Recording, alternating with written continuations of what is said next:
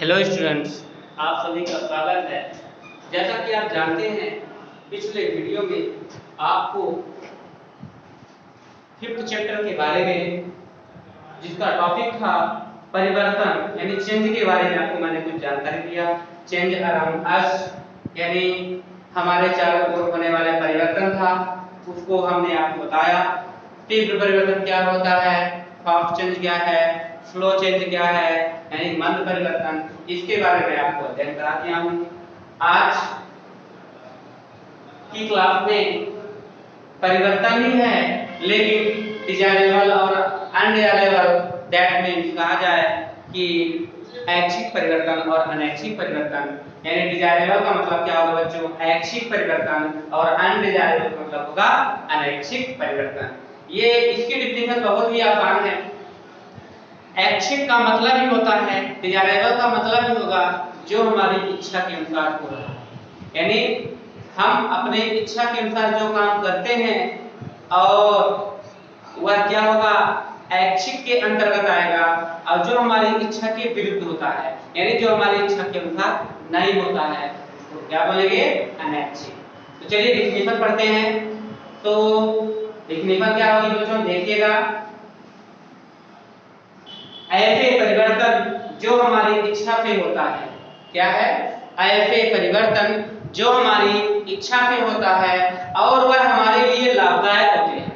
हमारी इच्छा के अनुसार तो है, लेकिन वह हमारे लिए क्या होगा बच्चों, लाभदायक होते हैं। उसे डिजायरेबल चेंज या ऐच्छिक परिवर्तन कहा जाता है। उसे क्या कहते हैं बच्चों, ऐच्छिक परिवर्तन कहते हैं। उसका एग्जांपल होगा जैसे कपड़ों का सूखना। कपड़ों का क्या होगा बच्चों, सूखना। दूध का दही में परिवर्तन, यानी आप दूध को दही में परिवर्तन करने के लिए दूध को आप जमा देंगे और निश्चित रूप से क्या होगा बच्चों, दही में परिवर्तित हो जाएगा। और बहुत सारे एग्जांपल हैं। फलों का पकना, अगर आप चाहते हैं फल को तोड़ के ले आइए और उसमें जो एसिटिलीन जो दवा होती है, उस दवा के माध्यम से आप उसको फल को पका सकते हैं। पौधों का बच्चों की वृद्धि करना, यानी ये तो क्या होते हैं बच्चों, ऐच्छिक परिवर्तन होता है, हमारी इच्छा के अनुसार होता है। इसके बाद हम दूसरा पॉइंट पढ़ते हैं, अनैच्छिक परिवर्तन। अनैच्छिक परिवर्तन किसे गए बच्चों, तो ऐसे परिवर्तन जो हमारी इच्छा से नहीं होता है बल्कि इच्छा के विरुद्ध। ऐसा परिवर्तन जो हमारी इच्छा से नहीं होता है, या ऐसा भी कर सकते हैं जो हमारी इच्छा के विरुद्ध होता है और वह हमारे लिए क्या होता है, हानिकारक होता है। वह हमारे लिए हानिकारक होता है, उसे अनैच्छिक परिवर्तन कहते हैं। ठीक बच्चों, देख लीजिए, हमारे लिए क्या है, यह हानिकारक है और यह हमारी इच्छा से नहीं होता है, लेकिन ये क्या होता है इसमें, ये हमारे ऐच्छिक परिवर्तन में हमारी इच्छा से होता है और यह हमारे लिए क्या है, लाभदायक होता है। तो क्या बोलते हैं बच्चों, यदि लाभदायक है और इच्छा के अनुसार होता है तो डिजायरेबल चेंज होगा, और लाभदायक नहीं है मतलब हानिकारक है, वो हमारी इच्छा के विरुद्ध हो रहा है, तो अनडिजायरेबल चेंज हो जाएगा बच्चों। इसका एग्जांपल देखिए, मनुष्य की मृत्यु। हम चाहेंगे कभी किसी की मनुष्य की मृत्यु हो जाए, नहीं, वो हमारी इच्छा के विरुद्ध हो रहा है, अपने आप हो रहा है, हम उसे कुछ नहीं रोक सकते हैं। वाहनों द्वारा प्रदूषण का होना, यानी हम कितना भी कोशिश करें उसमें आप वाहन द्वारा प्रदूषण का होना अनिवार्य होगा ही। लोहे में जंग लगना, अगर आप लोहा को बाहर फेंक दीजिए, वातावरण नमी उसमें बनती रहे तो निश्चित रूप हम कितना भी चाहेंगे उसमें जंग लगेगा ही, उसे रोक नहीं सकते हैं। बाढ़ आदि द्वारा होने वाला क्षय, यानी बाढ़ के माध्यम से जो क्षय होती है उसके भी ये हो सकता है, यानी अनैच्छिक परिवर्तन। कोई परिवर्तन किसी समय में ऐच्छिक हो सकता है तथा दूसरे समय में अनैच्छिक हो सकता है। यानी कोई परिवर्तन दूसरे समय में क्या होगा बच्चों, ऐच्छिक हो सकता है और दूसरे समय में अनैच्छिक हो सकता है। ईंधन के जलाने से उत्पन्न ऊष्मा जिसे कई कार्यों के लिए उपयोग किया जाता है, भोजन बनाने के लिए, वह ऐच्छिक परिवर्तन है, जबकि जंगल की आग में लकड़ी का जलना एक अनैच्छिक परिवर्तन है। समझ में आ गया, कोई परिवर्तन किसी समय में ऐच्छिक हो सकता है और दूसरे समय में वह क्या होगा, अनैच्छिक होगा। एग्जांपल के रूप में क्या बताया गया, ईंधन के जलाने से ऊष्मा उत्पन्न होती है, जिसे कई कार्यों के लिए आप उसका उपयोग कर सकते हैं। भोजन पकाने के लिए एक ऐच्छिक परिवर्तन होगा, उसको क्या कह सकते हैं, भोजन पकाने के लिए वह ऐच्छिक परिवर्तन होगा। जबकि जंगल की आग में लगी लकड़ी का जलना क्या होगा बच्चों, अनैच्छिक परिवर्तन होगा। और अनैच्छिक परिवर्तन के आधार पर हम देख सकते हैं वही कुछ समय पहले ऐच्छिक था, अब कुछ समय बाद क्या हुआ, अनैच्छिक हो गया। इसके बाद देखिए बच्चों क्या होगा, दूध का दही में परिवर्तन एक ऐच्छिक परिवर्तन है, जबकि गर्मियों में दूध का खट्टा हो जाना एक अनैच्छिक परिवर्तन होता है। मतलब दूध का दही में परिवर्तन है तो ऐच्छिक परिवर्तन है, लेकिन गर्मियों में दूध का खट्टा होना, उसी समय क्या होता है, गर्मी में दूध जो खट्टा हो जाता है तो वो क्या हुआ, अनैच्छिक परिवर्तन होता है। यानी ऐच्छिक परिवर्तन और अनैच्छिक परिवर्तन दोनों काम कर रहे हैं। कोई परिवर्तन, नेक्स्ट पॉइंट बात हो रही है, कोई परिवर्तन किसी व्यक्ति के लिए ऐच्छिक हो सकता है परंतु किसी अन्य के लिए अनैच्छिक। मतलब कहना चाहिए कोई परिवर्तन ऐसा है किसी व्यक्ति के लिए ऐच्छिक हो सकता है परंतु अन्य के लिए क्या होगा, अनैच्छिक। इसको कैसे प्रूव करेंगे, ऐसा परिवर्तन है जो किसी व्यक्ति के लिए ऐच्छिक है लेकिन किसी अन्य के लिए क्या हो, अनैच्छिक। इसका भी एग्जांपल देखिए, किसी किसान के लिए वर्षा फसल की आवश्यकता के लिए ऐच्छिक फल है।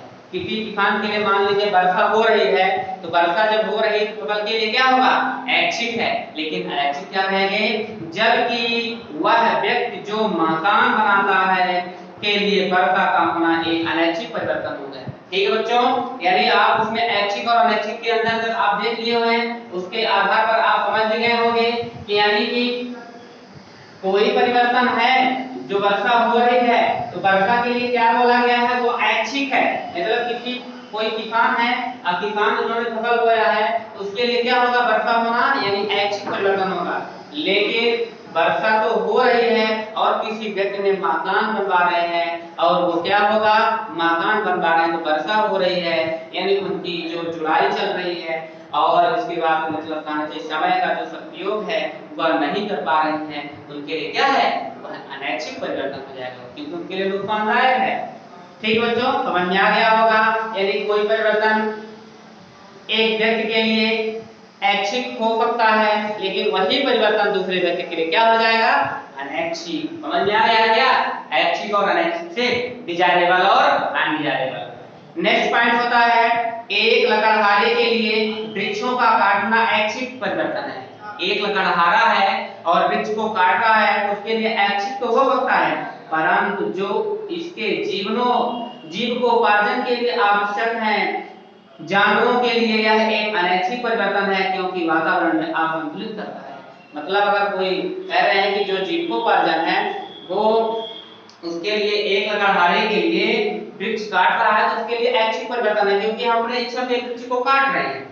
लेकिन अगर वह वृक्ष लगा हुआ है और जो उसके लिए जीवन यापन कर रहे हैं, जो जीवन उपयोगी कर रहे हैं बच्चों, जीविकोपार्जन के लिए वह आवश्यक है और उसी को अगर मान लीजिए कोई उसी के माध्यम से उस वृक्ष के माध्यम से किसी को वायु हवा ये संतुलित मिल रही है, स्वच्छ मिल रही है और अगर वही नहीं मिलेगी तो क्या होगा, उनके लिए क्या होगा, नुकसानदायक, उनके लिए अनैच्छिक हो जाएगा। तो उसके लिए ऐसा हो सकता है नुकसानदायक। परिस्थितियों के अनुसार समान परिवर्तन ऐच्छिक अथवा अनैच्छिक हो सकते हैं। हम सदैव ऐच्छिक परिवर्तन को बढ़ाना चाहते हैं, अनैच्छिक परिवर्तन को कम करना चाहते हैं। यानी आवश्यकता के अनुसार कम हो सकता है और कम नहीं हो सकता, उसके आधार पर कि यानी ऐच्छिक हो सकता है और ऐच्छिक नहीं हो सकता, यह परिस्थितियों पर डिपेंड करती हैं। यानी कोई परिस्थिति आ जाए उसके आधार पर यह देखा जाता है। ऐच्छिक परिवर्तन को घटाना कैसे घटा सकते हैं, हम दूध को उबालकर दूध का फटना कम कर सकते हैं लेकिन दूध में उपस्थित सूक्ष्म जीव नष्ट हो जाते हैं। लोहे को पेंट करके, ग्रीस लगा करके, टिन का लेपन करके, विद्युत लेपन करके जंग लगना रोक सकते हैं। पके हुए खाने को फ्रिज में कम ताप पर संग्रहित करके खराब होने से बचा सकते हैं। यानी कोई वस्तु खराब हो रही है तो उसको हम क्या कर सकते हैं बच्चों, कम कर सकते हैं। ऐच्छिक परिवर्तनों को बढ़ाना यानी अनैच्छिक परिवर्तनों को घटा सकते हैं या लेकिन जो हमारी इच्छा के अनुसार है उसको हम बढ़ा सकते हैं। तो उसके लिए क्या होगा बच्चों, उदाहरण के लिए एपिटिलिन एपिटिलिन गैस की उपस्थिति में फल जल्दी पक जाते हैं। मैं अभी इसके पहले बताया था आपको, एपिटिलिन का मतलब क्या होगा, CH ट्रिपल बॉन्ड CH, यानी इसको हम और क्या लिख सकते हैं, C2H2। ये है आपको फलों को पकाने के लिए यानी सूत्र है, यानी इसका नाम है एपिटिलिन गैस है। इसके माध्यम से तो क्या हो सकता है बच्चों, पक सकता है। तो कहा गया है कि हम दूध को एपिटिलिन गैस की उपस्थिति में फल जल्दी पक सकते हैं। सर्दियों के मौसम में दूध का दही में परिवर्तन हो सकता है, मंद परिवर्तन है। कौन कौन सा, सर्दियों के मौसम में दूध का दही में परिवर्तन मंद हो जाता है। हम उष्मारोधी बर्तन में गर्म दूध को लेकर परिवर्तन को तीव्र गति से कर सकते हैं। खाद का नियमित रूप से उपयोग करने से पौधों की वृद्धि होती है। यदि हम क्या करेंगे, जो खाद होती है उसको हम क्या नियमित उपयोग करेंगे तो फसल जो होती है, पौधों की जो वृद्धि होती है, फसल की वृद्धि निश्चित रूप से क्या हो सकती है, हो सकती है। यदि अगर खाद का उपयोग नियमित रूप से किया जा रहा है तो फसल की वृद्धि होती रहती है। सर्दियों के मौसम में दूध का दही में परिवर्तन मंद होता है। ठीक बच्चों, मत्स्य पालन में हम कुछ विशेष प्रकार की तकनीकों का उपयोग करते हैं जिससे मछलियों की भी वृद्धि होती है। नेक्स्ट पॉइंट होता है हमारा उत्क्रमणी और अनुत्क्रमणी परिवर्तन, यानी रिवर्सिबल प्रोसेस और इरिवर्सिबल प्रोसेस के आधार पर हम समझेंगे कि उत्क्रमणी और अनुत्क्रमणी परिवर्तन क्या है। चलिए उत्क्रमणी और अनुत्क्रमणी परिवर्तन देखते हैं क्या है ये। ऐच्छिक परिवर्तन डिजायरेबल और अनडिजायरेबल हो चुका है। दूसरा पॉइंट होता है हमारा उत्क्रमणी और अनुत्क्रमणी परिवर्तन।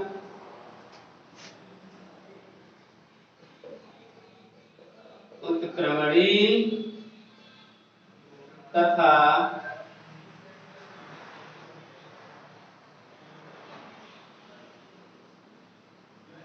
अनुत्क्रमणी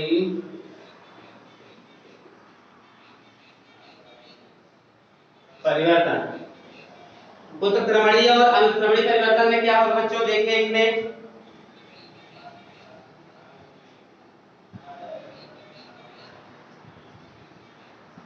उत्क्रमणी और अनुत्क्रमणी परिवर्तन की बात करते हैं तो इसमें देखिएगा रिवर्सिबल प्रोसेस एंड इरिवर्सिबल।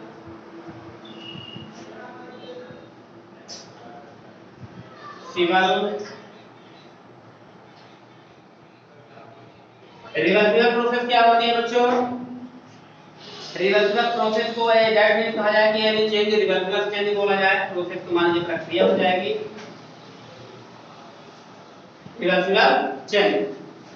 यदि कोई पदार्थ पुनः अपनी वास्तविक अवस्था में परिवर्तित हो जाता है, यदि कोई पदार्थ पुनः अपनी वास्तविक स्थिति में क्या हो जाए बच्चों, परिवर्तित हो जाता है, उसे हम क्या बोलते हैं, उत्क्रमणी परिवर्तन। यदि कोई पदार्थ पुनः अपनी वास्तविक अवस्था में परिवर्तित हो जाता है तब वह परिवर्तन उत्क्रमणी परिवर्तन कहलाता है। मतलब कहना चाहिए यदि कोई मेरी वस्तु है और उस वस्तु को चेंज कर दिया जाए और चेंज करने के बाद पुनः अपने पूर्व स्थिति में यानी वह पुनः अपनी पूर्व स्थिति में आ जाए तो उसे हम क्या बोलते हैं बच्चों, उत्क्रमणी परिवर्तन यानी रिवर्सिबल चेंज कहा जाता है।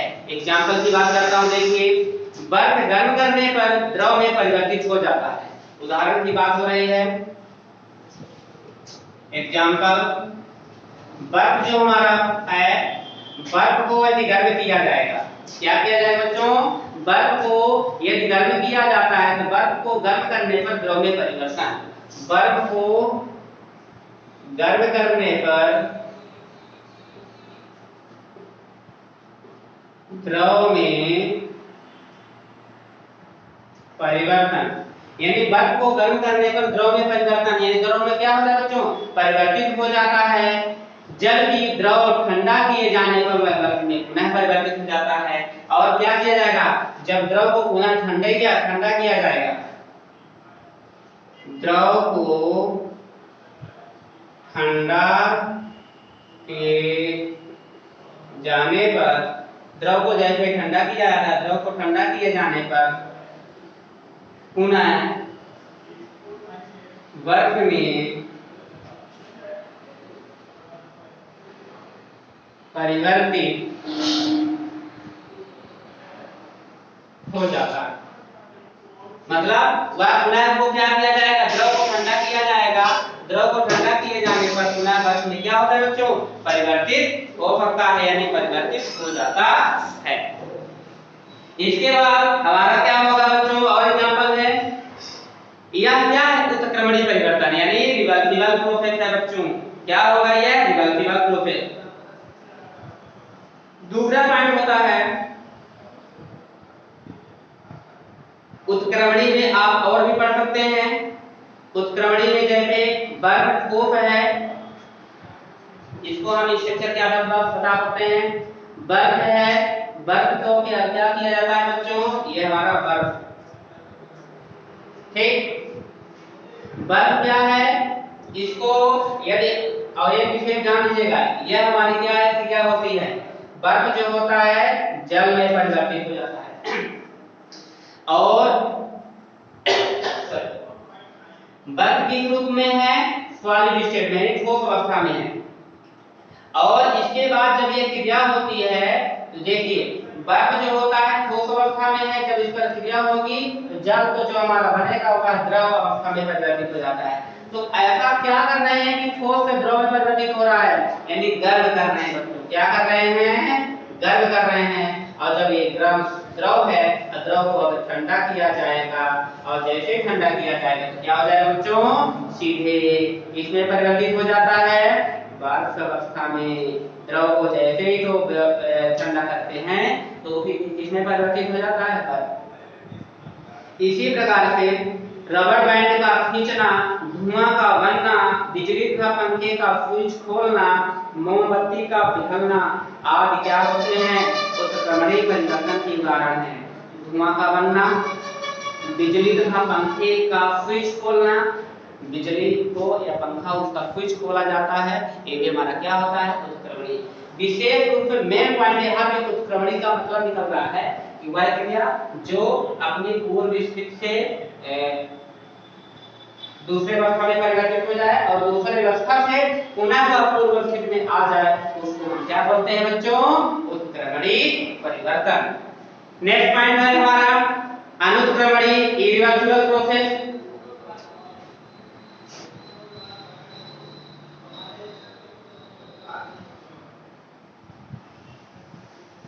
इरिवर्सिबल प्रोसेस, इरिवर्सिबल चेंज क्या है बच्चों, यानी अनुत्क्रमणीय परिवर्तन क्या होता है, अनुत्क्रमणीय परिवर्तन का मतलब होता है कि वह परिवर्तन ऐसा हो जो एक बार परिवर्तित हो जाए और दोबारा अपने पूर्व स्थिति में परिवर्तन ना हो, तो उसे हम क्या बोलते हैं, अनुत्क्रमणीय परिवर्तन। ये परिवर्तन जिन्हें उत्क्रम नहीं किया जा सकता, अनुत्क्रमणीय परिवर्तन। उत्क्रम का मतलब पुनः परिवर्तित नहीं किया जा सकता बच्चों। वे परिवर्तन जो पुनः उत्क्रम यानी जिसे पुनः उत्क्रम नहीं किया जा सकता, जिन्हें उत्क्रम नहीं किया, वे परिवर्तन लिख दीजिए, लिखिएगा, वे परिवर्तन,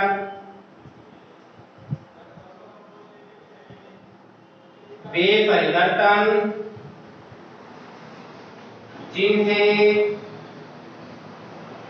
उत्क्रम नहीं किया जा सकता, वे परिवर्तन जिन्हें उत्क्रम नहीं किया जा सकता उसे क्या बोलेंगे, अनुत्क्रमणीय परिवर्तन कहलाते हैं।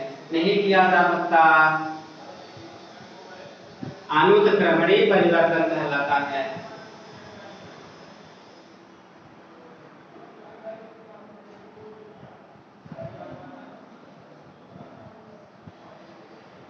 अनुत्क्रमणीय परिवर्तन कहलाता है, उसे क्या बोलते हैं, अनुत्क्रमणीय परिवर्तन कहते हैं। और अनुत्क्रमणीय परिवर्तन में बच्चों के एग्जांपल क्या होगा, कागज अथवा किसी अन्य वस्तु का जलना, कांच का टूटना, उदाहरण लिखिए, कांच का टूटना,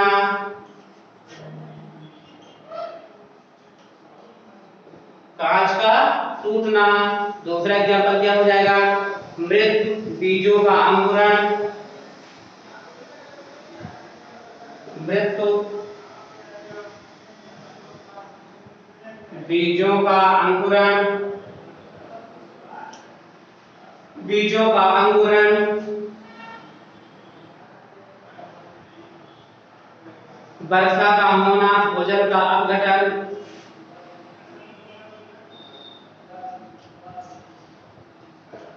ठीक है, जैसे कांच का टूटना है, तो अगर आपके कांच गिरा है तो निश्चित रूप से टूटेगा, पृथ्वी में जाएगा।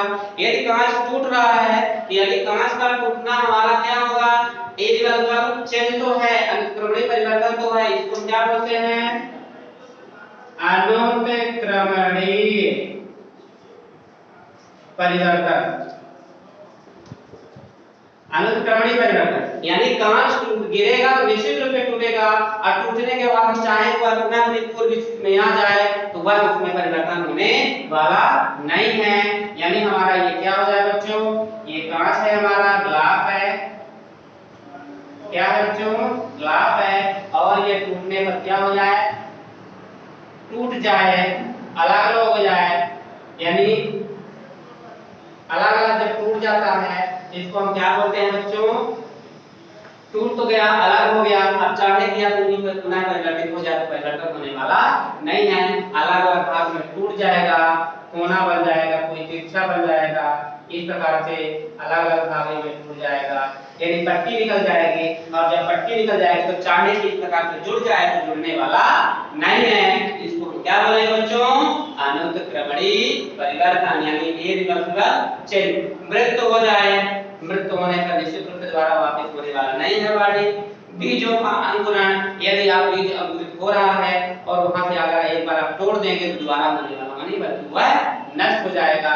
तो सीधा एग्जांपल आप समझिएगा, यदि एरो का एक साइड रहेगा तो इसको हम क्या बोलते हैं, अनुक्रमणीय परिवर्तन। और अगर एरो दोनों साइड बन जाए, एक ऐसा भी रहे और ऐसा भी रहे, हमारी परिस्थिति के अनुसार हम चाहें तो अभिकारक से उत्पाद में परिवर्तित कर दें और उत्पाद से पुनः अभिकारक में परिवर्तित कर दें, तो इस प्रकार की जो परिवर्तन होता है तो इसको क्या बोलेंगे, रिवर्सिबल चेंज बोला जाता है। ठीक है, और अगर मान लीजिए एक ही बार कंडीशन हो रही है तो इसको क्या बोलेंगे, इरिवर्सिबल। ठीक है, इरिवर्सिबल चेंज को क्या करेंगे, एक बार में अगर परिवर्तन हो गया दोबारा होने वाला नहीं है। इसमें सुविधा अनुसार जब आप चाहे अभिकारक से उत्पाद में, उत्पाद से अभिकारक में परिवर्तित हो सकता है। लेकिन अगर इसकी बात करूं अनुक्रमणीय परिवर्तन की, अभिकारक से एक बार उत्पाद परिवर्तित हो जाता है, कितनी भी कोशिश कर लें उत्पाद से पुनः अभिकारक में लाने में तो यह संभव नहीं है। अभिकारक और उत्पाद में एक पद उपयोग कर रहा हूं, ये क्या होता है, तो एरो के पहले, ये एरो है क्रिया कर रहा है, इसके पहले जितनी भी क्रिया होगी इसको अभिकारक कहा जाता है, और इसके बाद जो भी क्रिया होगी उसको क्या बोलते हैं, उत्पाद। यानी इसको थोड़ा देख लीजिए एक मिनट के लिए, अभिकारक अभिक्रिया, ये भी मानिए एरो का चिन्ह है, इसको क्या बोलेंगे, अभिकारक। क्या है ये, अभिकारक है यानी रिएक्टेंट। इसको क्या बोलते हैं, उत्पाद, प्रोडक्ट। ठीक, ये अभिकारक और उत्पाद हुआ, तो आप इसको अच्छे से समझ लीजिएगा। इसके बाद जो हमारा होगा नेक्स्ट टॉपिक हमारा होगा एडवांटेज ऑफ पीरियोडिक, यानी आवर्ती परिवर्तन की विशेषता के बारे में हम बात करेंगे। आवर्ती और अनावर्ती परिवर्तन क्या होता है इसके बारे में हम बात करेंगे बच्चों। पीरियोडिक और नॉन पीरियोडिक चेंज है, आवर्ती और अनावर्ती परिवर्तन है, इसके बारे में हम नेक्स्ट वीडियो में अध्ययन करेंगे। तो आप इसमें समझिए उत्क्रमणीय परिवर्तन और अनुक्रमणीय परिवर्तन क्या होता है बच्चों, ऐच्छिक और अनैच्छिक परिवर्तन क्या है, इसको आप अच्छे समझिए, पढ़िए और क्वेश्चन कीजिए। अब कमेंट्स कर बच्चों जरूर कीजिए, कमेंट करने पर आपको जानकारी, अगर आप कमेंट करेंगे तो हम आपको कमेंट्स को निश्चित रूप से जानकारी देंगे क्या क्वेश्चन आप पूछ रहे हैं। तो आज के लिए इतना ही। Good day students, thank you.